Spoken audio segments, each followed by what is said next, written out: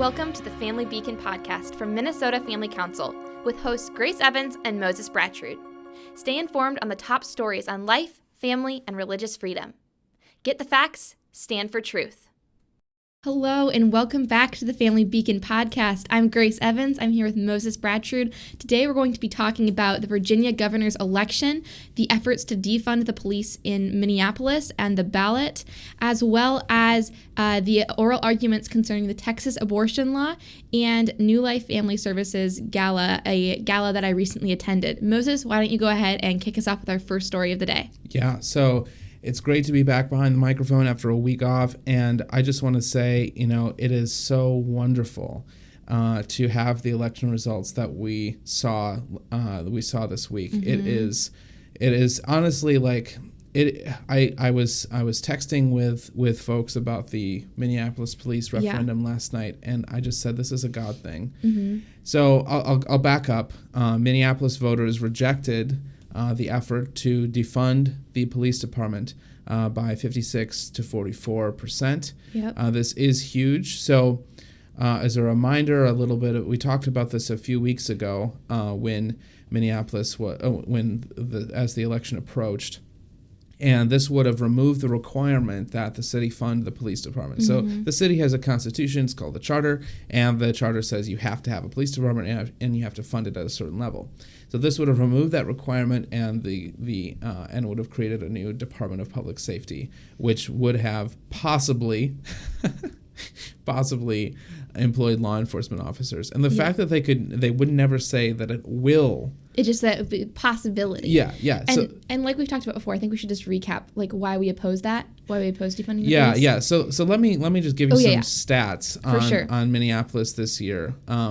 503 people have been injured by gunfire so far.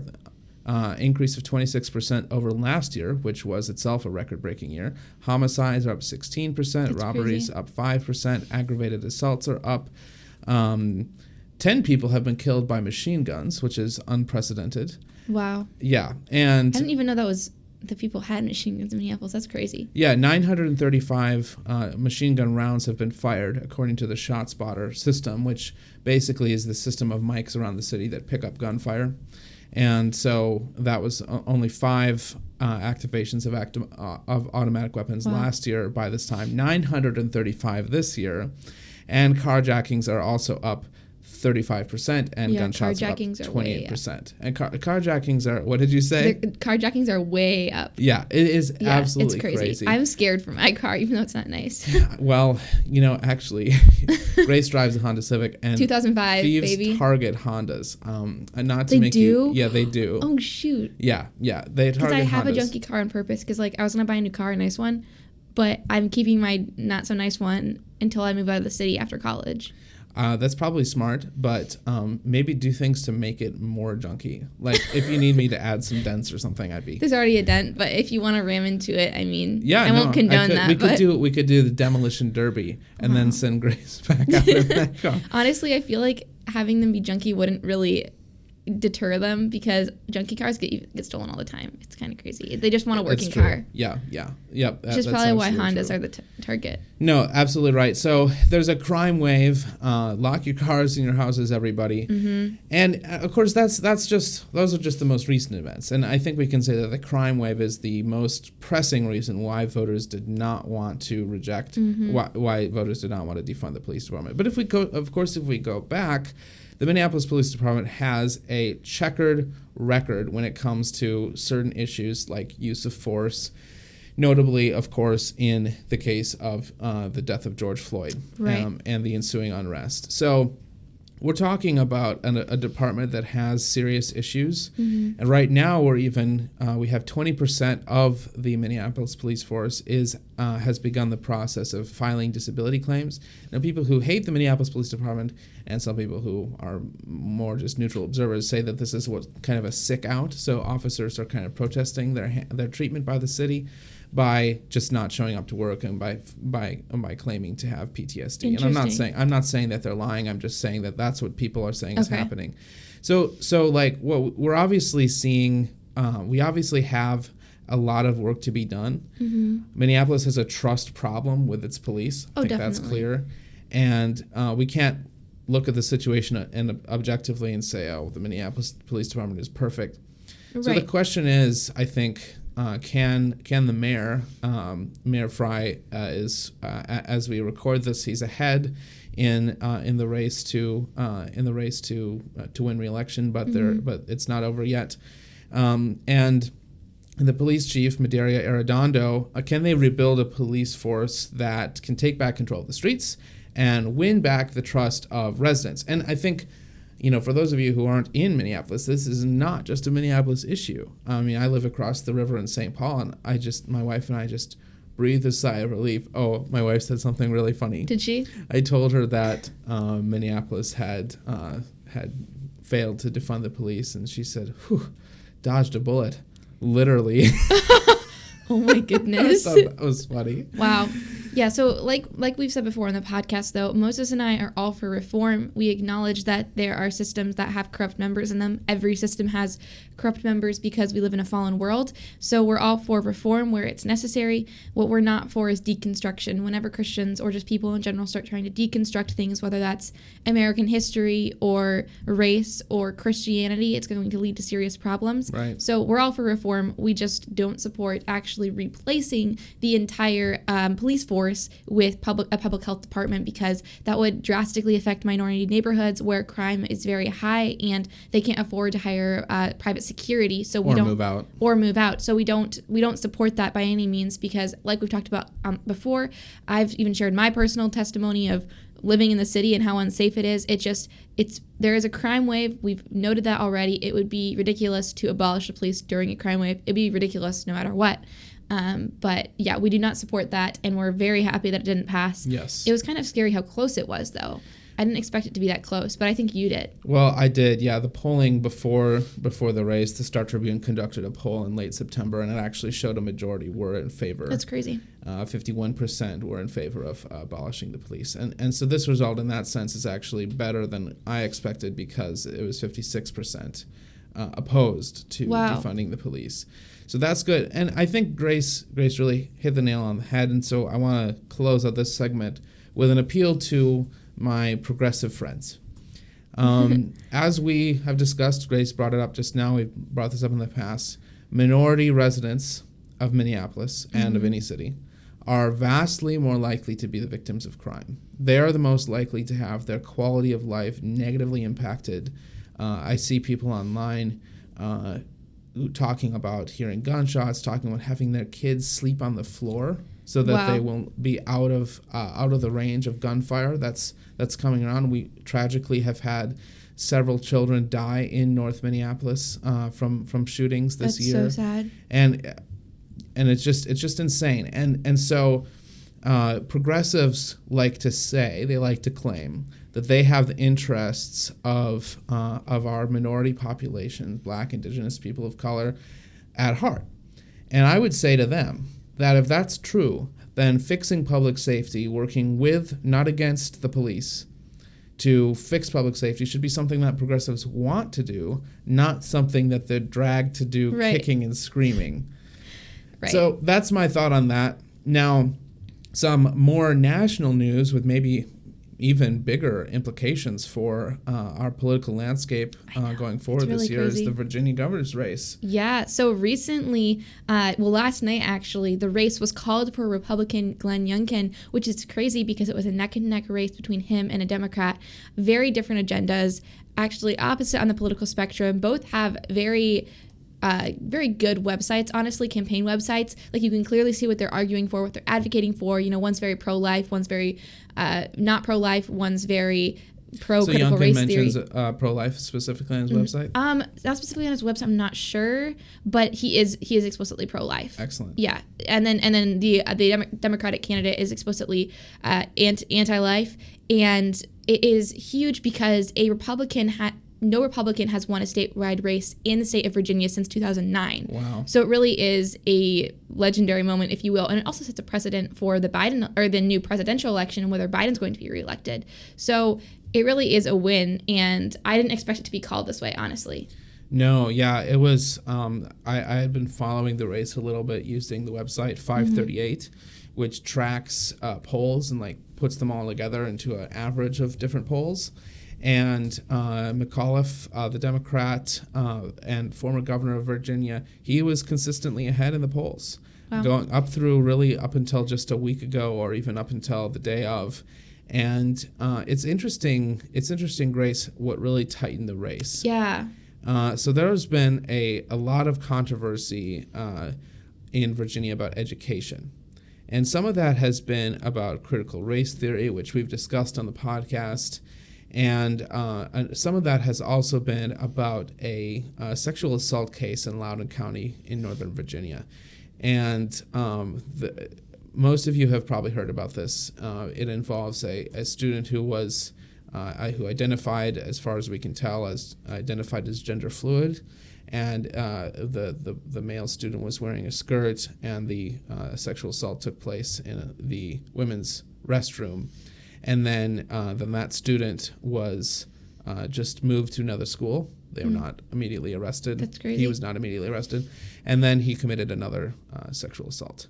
And so parents were, as you can imagine, outraged, horrified. Right. And the superintendent of the schools, or was it the head of the school board? One of the two got up in a school board meeting and actually straight up lied, and said that he wasn't aware of any sexual assaults.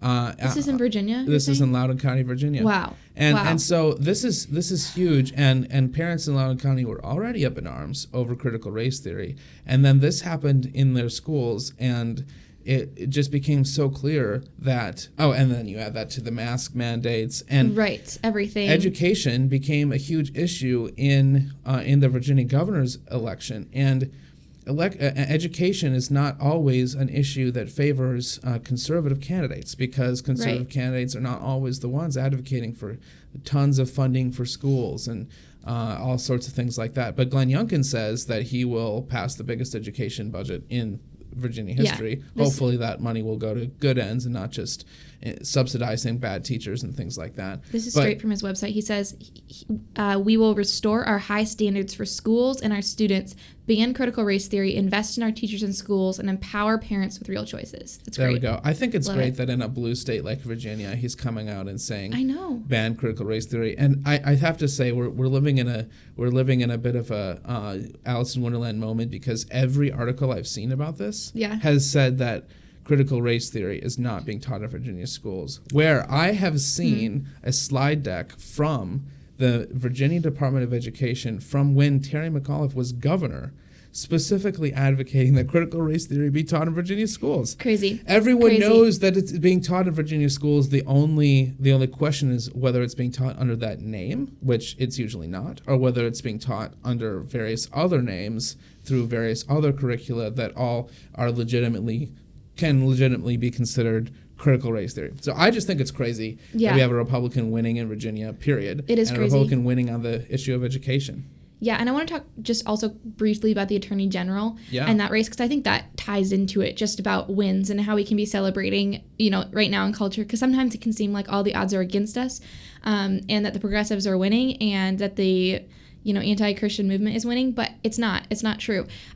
So recently, the incumbent Attorney General was defeated, who is a Democrat, was defeated by a Republican who is a Christian, a mother, an immigrant, and she's the first Black woman to win a statewide election in Virginia. She was elected to lieutenant governor. That's excellent. Right. So, there was just a big win for Virginia recently, and Moses and I are very excited. We're just excited, honestly, that both elections turned out in the best interest of the general public. I was not expecting both to go over so well, so definitely thankful for that. Yeah, and I think you always have in off-year elections, it's always a referendum on the president. And we're going to see that in 2022 specifically. Generally, the party that controls the presidency loses ground in the midterm elections, and oftentimes in off-year elections, like what we saw. But this is truly, the bottom is really falling out.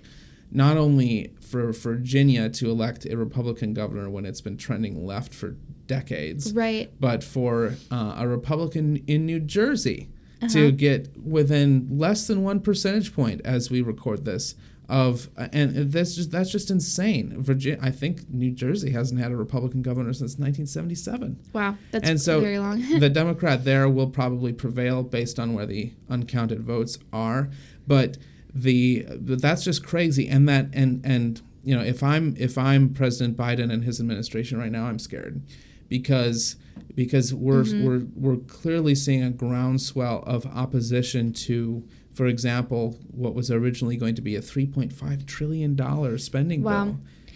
Insane. Just digging us into more national debt. Yeah. And more. It's just like, oh, why don't we throw more cash at that, It's crazy. And people are disappointed that with vaccine mandates, people are disappointed that the vaccines, that those rules are just being tightened and tightened, even as, unfortunately, I think this is bad, unfortunately, as the vaccine shows itself to be less effective at preventing infection than we hoped it would be initially. Yeah.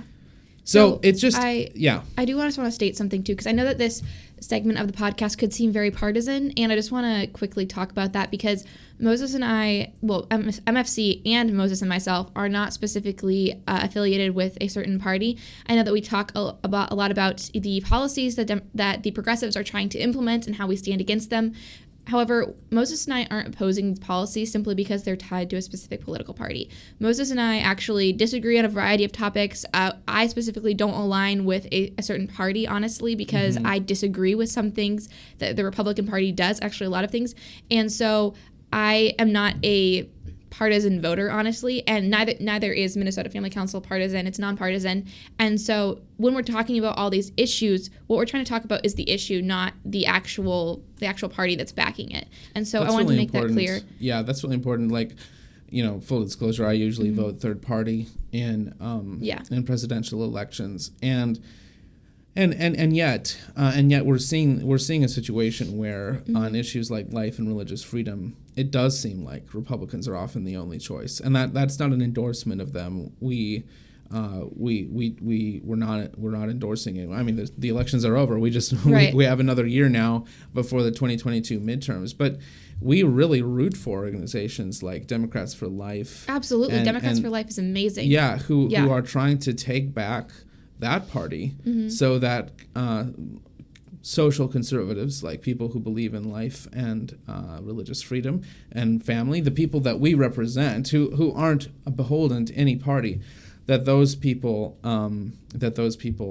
have two parties to choose from. Right. And I was talking last week to one of our Minnesota state representatives, and he's elected in a rural area it was Democratic farmers for generations. Wow. And he was the first Republican to win this seat in a very, very, very long time, because in Minnesota, farmers voted Democrat. That was the consensus. That was the thing. I forget the reason what that was for, but I think it was something to do with, like, I forget. My dad was telling me about it. But there's a very specific reason that the farmers in rural Minnesota decided to vote. Yeah, well, I mean, like, the Democratic Party in Minnesota is called the DFL, the Democratic Farmer Labor Party, and it was initially meant to be a union of an alliance between labor unions and farmers. Those were the two biggest constituencies. Yeah.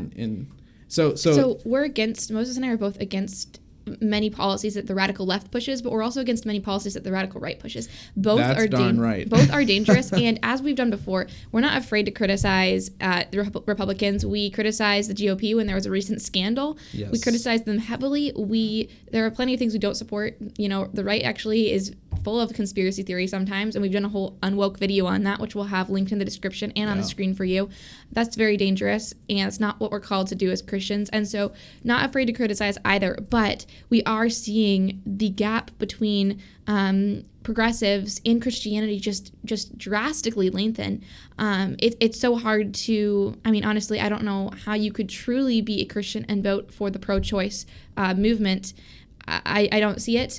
We could do a whole video or a whole podcast on that specifically, but truly, even just because of that issue, the gap is becoming even wider. But I just wanted to make that point because I think I had one or two viewers reach out and just say, hey, sometimes it seems like you're partisan. More often than not, Moses and I personally are going to agree with things that conservatives are doing. Not always, but more often, and that's because it's more in line with biblical principles. But we're not just gonna That reminds me of another thing that Yeah. another conversation I had last week. We had an event, a fundraiser for the Church Ambassador Network, and that's an initiative that Minnesota Family Council does, where we send pastors to the Capitol, and we've featured that on the podcast with Jeff Evans. Yeah, Grace's dad, Pastor Jeff Evans, is the head of that, and so that's an initiative that we do where we go and meet with and pray with legislators, pray for them, and intercede for them, and that is something that is 100% nonpartisan. Everything we do is, in fact. Other than, just so you know how the sausage is made here at MFC, Minnesota Family Council does have a PAC, a political action committee. It's called Minnesota Family Council Action Fund.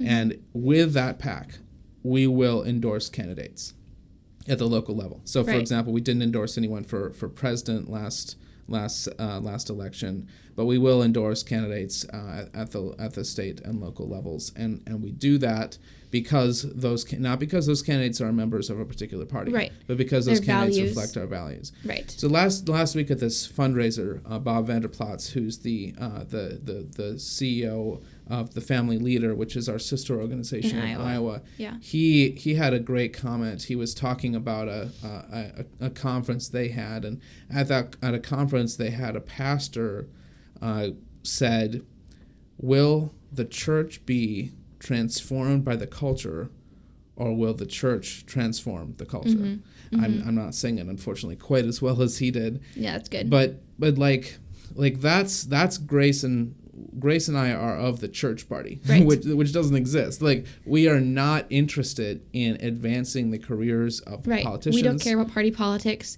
And I heard it said by, I think, N.D. Wilson or maybe Doug Wilson out in Idaho once, that it's not, at this point in our culture, it's not enough to just be standing in the stream because you're going to get swept away by the current. You have to be walking upstream. And that's what Moses and I intend to do. And we're not intending to piggyback on certain parties. We're not interested in that. Party politics can get brutal.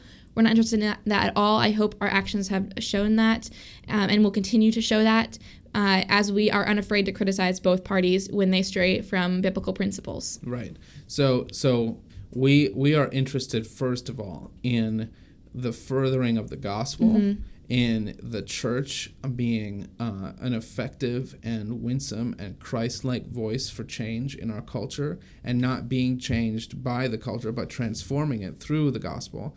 So that's what we're doing, and for that reason, we care so deeply about these political mm-hmm issues. Not, again, for anyone's selfish gain, but because these issues matter, because lives are on the line, as they are in the abortion debate. Right. So tell us about the Supreme Court taking up the Texas abortion law. Yeah, so about 3 weeks ago, the Supreme Court said that they would consider a challenge to the constitutionality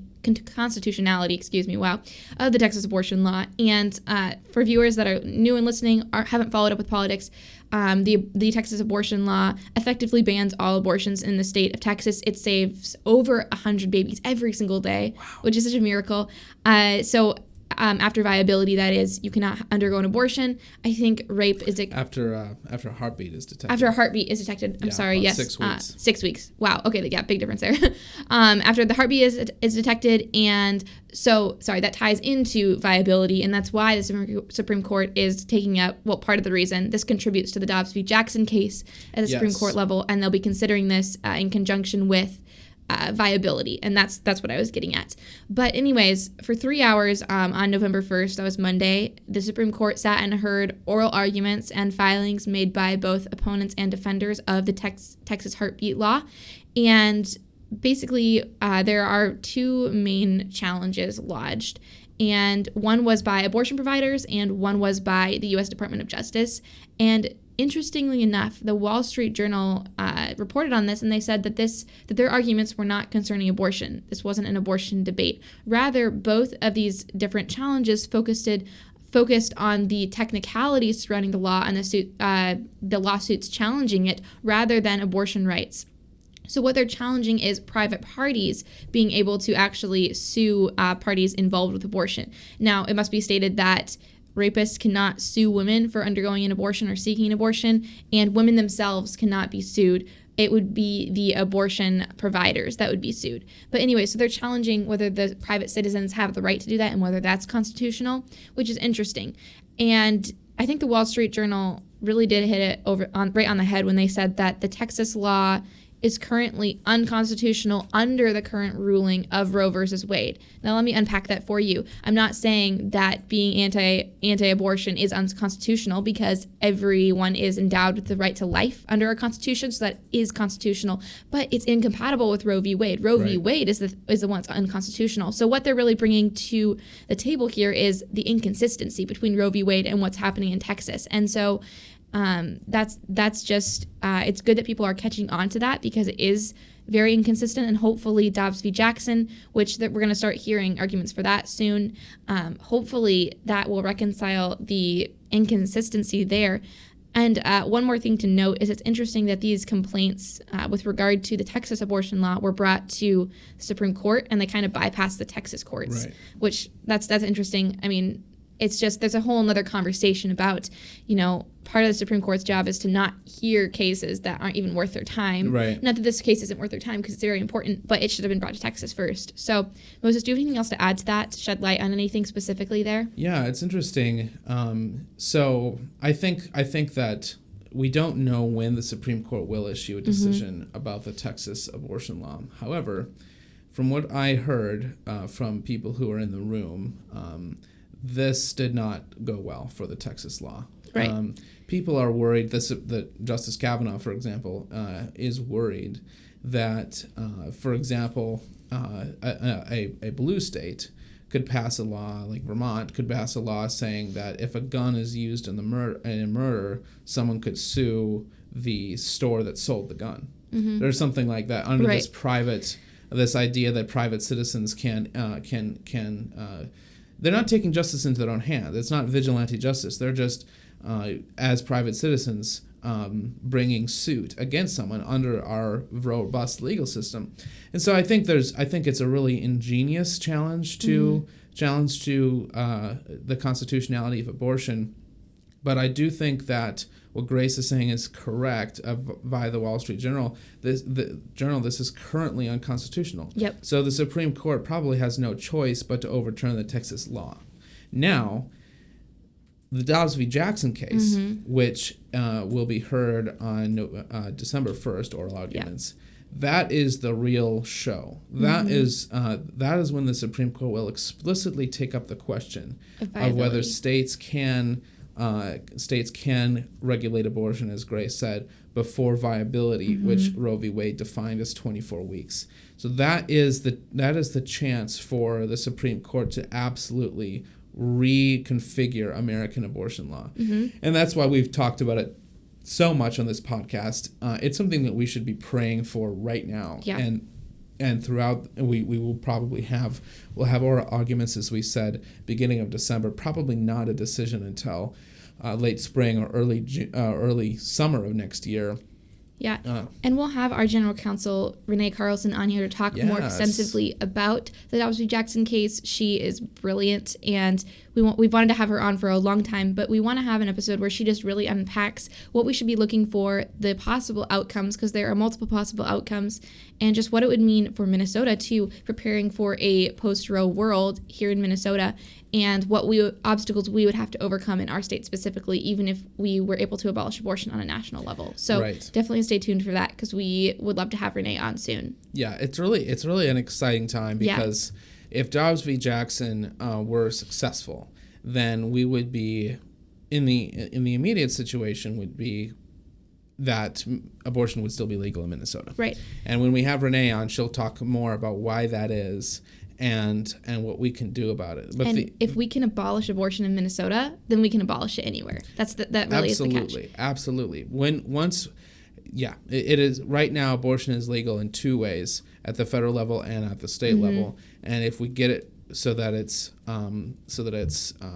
life is protected at the federal level, then the next step is the state, and then the focus is on organizations like ours. Yeah, and Moses and I are ready and happy to lead the charge. We are chomping at the bit. Yeah. And I have to say, particularly Grace, this is where her heart is for women who are victimized by abortion providers, and it breaks my heart as well. So that's what we're working for. That's what we're working on.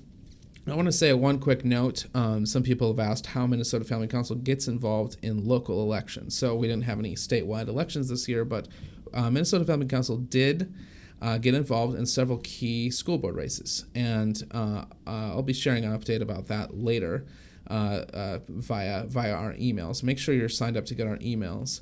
But we saw a couple school district races where we thought, here's some great candidates that we can support who are pro-parents' rights, who oppose critical race theory, and who will run fiscally responsible schools. So even in an off-year election, Minnesota Family Council is working for and fighting for pro-life, pro-family, pro-religious freedom values, even down to the local school board level.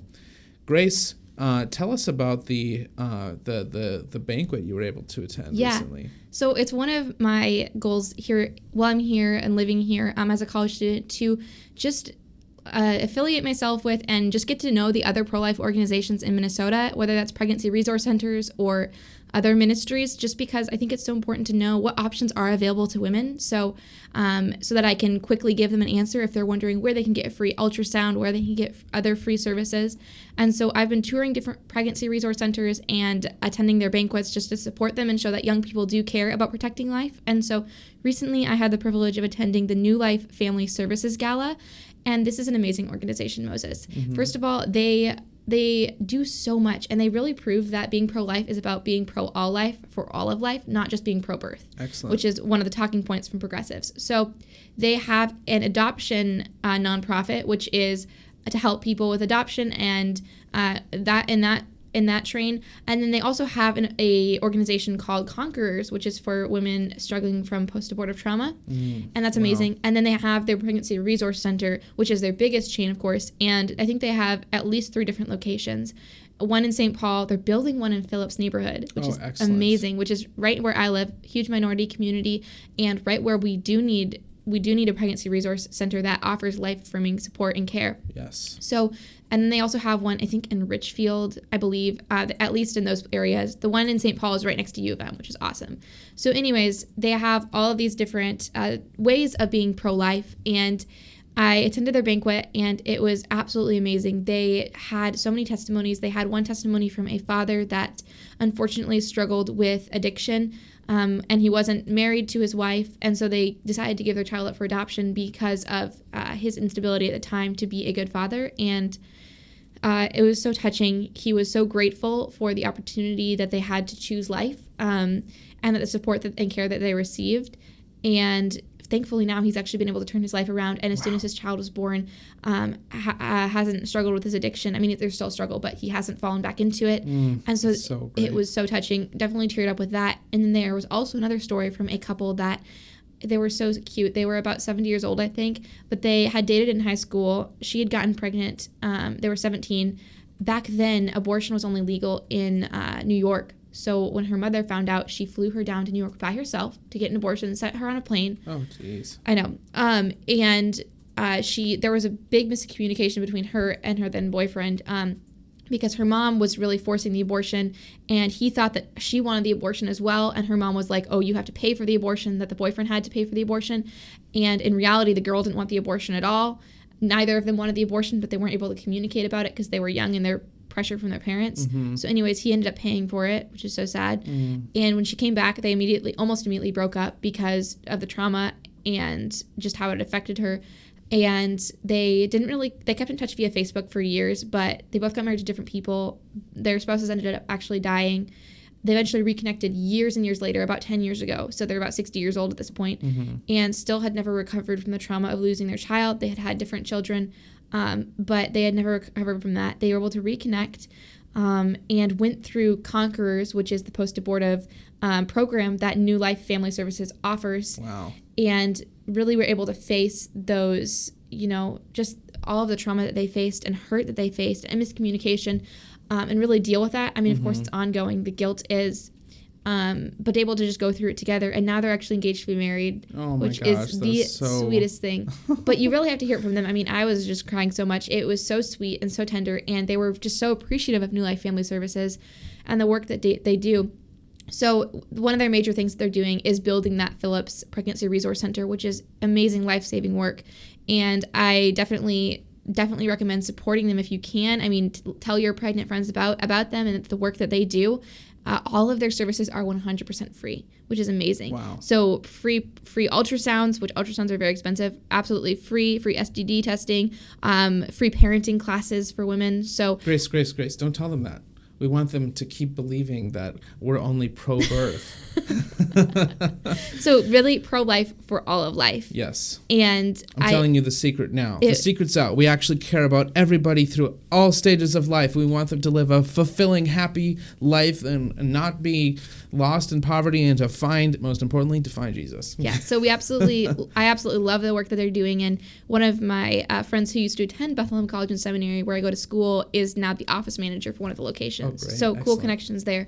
But God is really working through them, and I was just so grateful to attend. It was actually the same venue where we have our annual banquet, which is cool. Yeah. Mm-hmm. And so, it was an amazing event, and I'm grateful to see what the pro-life movement is doing on the ground with pregnancy resource centers, because it's great. I'm so thankful that Moses and I get to advocate through communication and media for the pro-life movement. It's also awesome to see people that are working hands-on with women in these situations and just get to know their stories and hear from actual nurses and social workers. So very inspiring there. That's wonderful to hear. Yeah.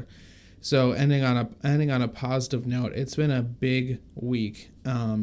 And so we're so grateful for the election results that we've seen, and so grateful for organizations right here in the Twin Cities who are advocating for life and who are helping parents come to terms with having a baby and supporting them and making them confident to be good parents. That just does my heart good to hear that. Yeah. So this has been the Family Beacon with Moses Brattrud, Grace Evans from Minnesota Family Council. So glad you guys could tune in. Remember, we want to help you get the facts so that you can stand for truth. If you're on Apple Podcasts, make sure to give us a 5-star review. That would be so wonderful, so that this podcast can be seen by so many other people, so we can grow our audience. And if you are on YouTube, make sure to click that bell so that you get notifications whenever we post a new video, which we do a couple times a week. Thank you so much for watching, and we will catch you next time. Thank you so much.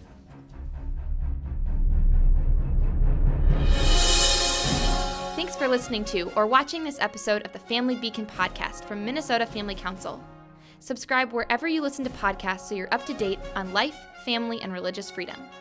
You can follow us on Instagram at MN Family Council and subscribe to us on YouTube to watch our content.